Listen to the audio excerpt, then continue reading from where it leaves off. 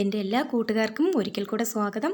ഇന്ന് വലിയ സന്തോഷമുള്ളൊരു ദിവസമാണ് കേട്ടോ. നമ്മളിവിടെ ക്ലാസ്സിൽ ചർച്ച ചെയ്ത കാര്യങ്ങളിൽ വന്ന ചോദ്യങ്ങൾ ഇൻ്റർവ്യൂവിന് വന്ന് എന്ന് കൂട്ടുകാർ മെസ്സേജ് ചെയ്തപ്പോൾ വലിയ സന്തോഷം തോന്നി. അപ്പോൾ ഞാൻ ബാക്കിയുള്ള കാര്യങ്ങളിലോട്ട് കിടക്കാം. അപ്പോൾ ഇന്ന് വരെ നടന്ന ഇൻ്റർവ്യൂകളിൽ വെച്ചിട്ട് പൊതുവായിട്ട് ഒത്തിരി കാര്യങ്ങൾ പൊതുവായി ഒരുപാട് ഇൻ്റർവ്യൂ ടീച്ചേഴ്സിനോട് ചോദിച്ചിട്ടുണ്ടായിരുന്നു. അപ്പോൾ അതിൽ കുറച്ചൊക്കെ നമ്മൾ ഇമ്പോർട്ടൻസ് കൊടുത്ത് പഠിക്കേണ്ട കാര്യങ്ങളുണ്ട് കേട്ടോ. ആ കാര്യങ്ങളാണ് ഞാനിന്നിതിൽ ചർച്ച ചെയ്യാൻ പോകുന്നത്. പിന്നെ കൈറ്റിൻ്റെ നേതൃത്വത്തിൽ വരുന്ന ചില സംരംഭങ്ങളെക്കുറിച്ച് ചോദിച്ചിട്ടുണ്ടായിരുന്നേ. അതായത് വിക്ടേഴ്സ്, എഡ്യൂസേറ്റ് ഇതൊക്കെ എന്തിൻ്റെ നേതൃത്വത്തിൽ വരുന്നു എന്നൊരു ചോദ്യം ചോദിച്ചിട്ടുണ്ടായിരുന്നു. അത് അങ്ങനെ വന്നു കഴിഞ്ഞാൽ അത് കൈറ്റിൻ്റെ നേതൃത്വത്തിലാണ്. അപ്പോൾ കൈറ്റ് എന്താണെന്നുള്ളത് അറിയാമല്ലോ അല്ലേ? Kerala infrastructure and technology for education എന്നാണ്. പിന്നെ അതുപോലെ തന്നെ കൈറ്റിൻ്റെ കീഴിൽ വരുന്ന സമേതം, അതുപോലെ തന്നെ cool, KOOL cool, open online learning സംവിധാനം, സമഗ്ര, ഇതൊക്കെ വരുന്നത് എന്തിൻ്റെ കീഴിലാണ്? കൈറ്റിൻ്റെ കീഴിൽ വരുന്നതാണ് കേട്ടോ. കൈറ്റിൻ്റെ നേതൃത്വത്തിൻ്റെ കീഴിൽ വരുന്നതാണ്. അപ്പോൾ ഇതൊക്കെ ഒന്ന് എന്ത് ചെയ്യുക, ഒന്നുകൂടെ ഒന്ന് ഓർത്ത് വയ്ക്കുക. അതുപോലെ തന്നെ മറ്റൊരു ക്വസ്റ്റ്യനാണ് ഡയറ്റ് എന്താണ്? District institute of educational training. അപ്പോൾ അതിനെക്കുറിച്ച് ഇനി ആധികാരികമായിട്ട് മറ്റെന്തെങ്കിലും ചോദിക്കുകയാണെങ്കിൽ 1986 ദേശീയ വിദ്യാഭ്യാസ നയത്തിൻ്റെ അല്ലെങ്കിൽ വിദ്യാഭ്യാസ നയത്തിൻ്റെ ഭാഗമായി റവന്യൂ ജില്ലാടിസ്ഥാനത്തിൽ രൂപം കൊണ്ടതാണ്. പക്ഷേ ഡയറ്റുകൾ സ്ഥാപിതമായ വർഷം ചോദിക്കുകയാണെങ്കിൽ 1989 കേട്ടോ. അതും ഒന്ന് ഓർത്ത് വയ്ക്കുക. അതുപോലെ തന്നെ ആവർത്തിച്ചിട്ട് ഒത്തിരി പേരോട് ചോദിച്ച ചോദ്യമായിരുന്നു MDM അല്ലേ? മിഡ് ഡേ മീൽ, ഉച്ചഭക്ഷണ പദ്ധതിയാണ്. അതായത് സ്കൂൾ വിദ്യാർത്ഥികൾക്ക് പോഷക സമൃദ്ധമായിട്ടുള്ള ആഹാരം കൊടുക്കുക എന്നുള്ള ഉദ്ദേശ ലക്ഷ്യത്തോടു കൂടി ഉണ്ടായതാണ് ഉച്ചഭക്ഷണ പദ്ധതി. അത് 1995 ഓഗസ്റ്റ് 15 കേട്ടോ പ്രാബല്യത്തിൽ വന്നത്. അതും കൂടെ ഒന്ന് ഓർത്തു വയ്ക്കണേ. അതുമായിട്ട് ബന്ധപ്പെട്ട് തന്നെ ഉച്ചഭക്ഷണ പദ്ധതി ചിലപ്പോൾ ആരൊക്കെയാണ് അതിൻ്റെ ഉപഭോക്താക്കൾ അല്ലെങ്കിൽ ഗുണഭോക്താക്കൾ എന്നൊരു ചോദ്യം ചിലപ്പോൾ നമുക്ക് പ്രതീക്ഷിക്കാം അല്ലേ? അപ്പോൾ നമുക്കറിയാം അത് 1ാം ക്ലാസ് മുതൽ 8 വരെ ക്ലാസ്സുകളിലെ വിദ്യാർത്ഥികളാണ് കേട്ടോ. 1ാം ക്ലാസ് മുതൽ 8ാം ക്ലാസ് വരെയുള്ള വിദ്യാർത്ഥികളാണ്. അതിനോടൊപ്പം തന്നെ അംഗീകൃത പ്രീ പ്രൈമറിയിലെ വിദ്യാർത്ഥികൾ, അതുപോലെ തന്നെ സർക്കാർ അംഗീകൃത സ്പെഷ്യൽ സ്കൂളുകളിലെ കുട്ടികൾ, ടെക്നിക്കൽ ഹൈസ്കൂളിലെ 8ാം ക്ലാസ് വിദ്യാർത്ഥികൾ, ബദൽ സ്കൂളിലെ കുട്ടികൾ, ഇവർക്കെല്ലാം ഉച്ചഭക്ഷണ പദ്ധതിയുടെ ഇവരെല്ലാവരും ഉച്ചഭക്ഷണ പദ്ധതിയുടെ ഉപഭോക്താക്കളാണ്. അതും കൂടെ ഒന്ന് ഓർത്ത് വയ്ക്കുക. അപ്പോൾ ഈ മിഡ് ഡേ മീലൊക്കെ ചോദിച്ച സ്ഥിതിക്ക് ചിലപ്പോൾ ഇനിയുള്ള ചോദ്യങ്ങളിൽ ഇതൊക്കെ എന്ത് ചെയ്യാം, വന്നെന്ന് വരാം. അതുപോലെ തന്നെ കമ്പ്യൂട്ടർ അടിസ്ഥാനത്തിലുള്ള ഡിപ്ലോമോ കോഴ്സുകളൊക്കെ ഉള്ളവർ ആ സർട്ടിഫിക്കറ്റ് ആഡ് ചെയ്തിട്ടുണ്ടല്ലോ. അപ്പോൾ അങ്ങനെ ഒരു ടീച്ചറിനോട് ചോദിച്ചതായിട്ട് അറിയാൻ കഴിഞ്ഞതാണ്.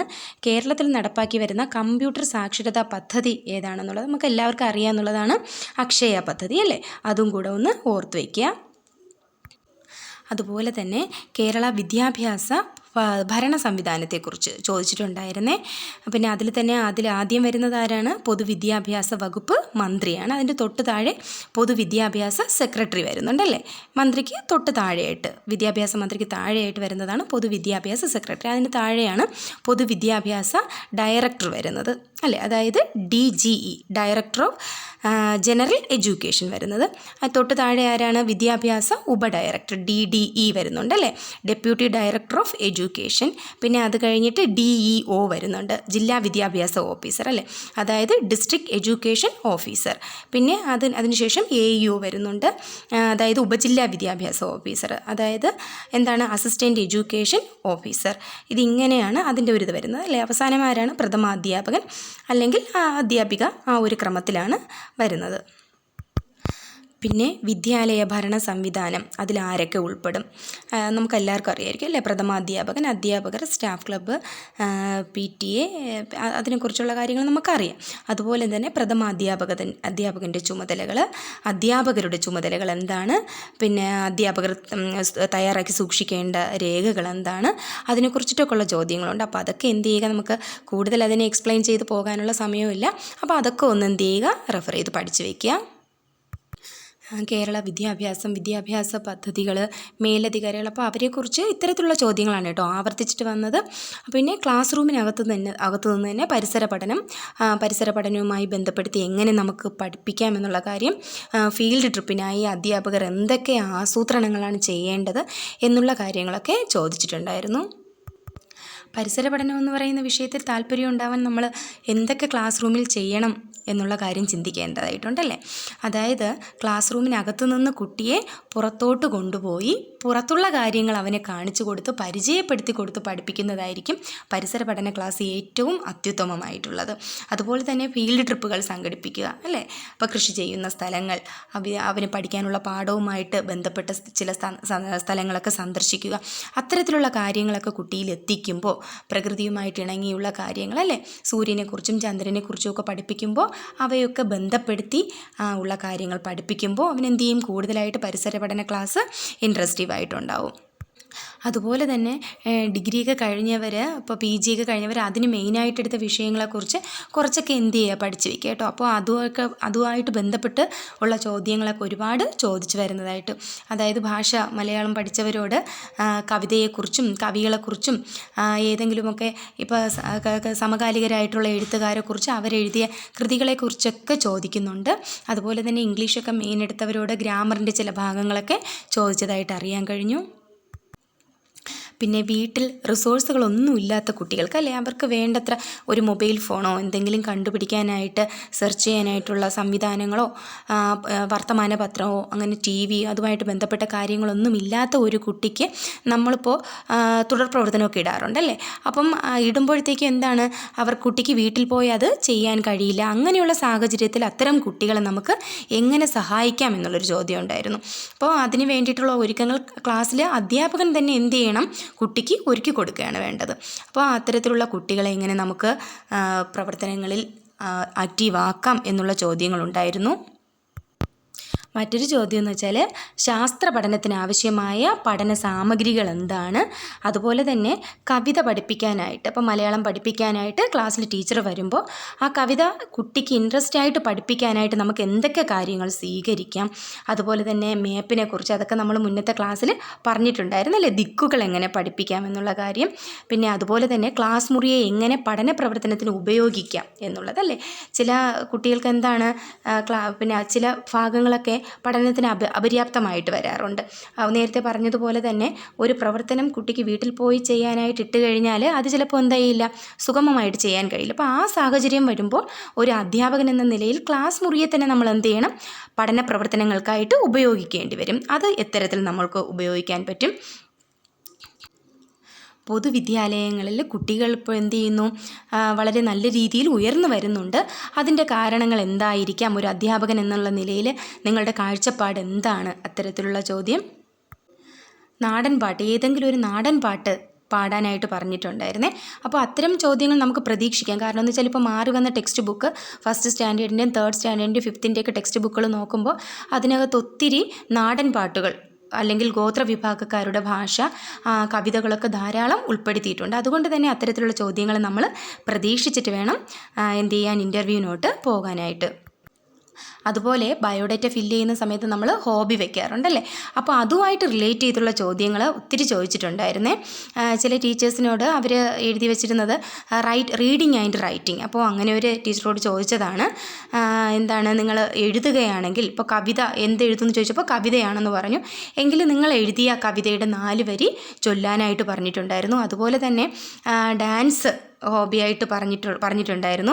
അപ്പം അദ്ദേഹത്തിനോട് പറഞ്ഞതെന്താ, പിന്നെ കഥകളി അതിനെക്കുറിച്ച് അല്ലെ അതുമായിട്ട് ബന്ധപ്പെട്ട ചില ചോദ്യങ്ങൾ ചോദിച്ചു. അപ്പോൾ നമ്മൾ ബയോഡേറ്റ ഫില്ല് ചെയ്തപ്പോൾ ഹോബി എന്താണോ വെച്ചാൽ അതുമായിട്ട് റിലേറ്റ് ചെയ്തുള്ള കാര്യങ്ങളും വെറുതെ എഴുതി വയ്ക്കാതെ അതുമായിട്ട് റിലേറ്റ് ചെയ്തുള്ള കുറേ കാര്യങ്ങൾ നമ്മൾ എന്ത് ചെയ്യുക, പഠിച്ചു വയ്ക്കുന്നത് നന്നായിരിക്കും കേട്ടോ. ഇപ്പോൾ ഗാർഡനിങ് ഒക്കെ എടുത്തവരോട് ഒരു ശലഭോദ്യാനം പ്ലാൻ ചെയ്യുമ്പോൾ അല്ലേ, ഒരു ശലഭോദ്യാനമാണ് നമ്മുടെ കൺസെപ്റ്റെങ്കിൽ അവിടെ ഉണ്ടായിരിക്കേണ്ട ചെടികൾ എന്തൊക്കെയായിരിക്കും അല്ലേ, നമ്മൾ ലോജിക്ക് അനുസരിച്ചിട്ടൊക്കെ നമുക്കത് പറയാൻ പറ്റും.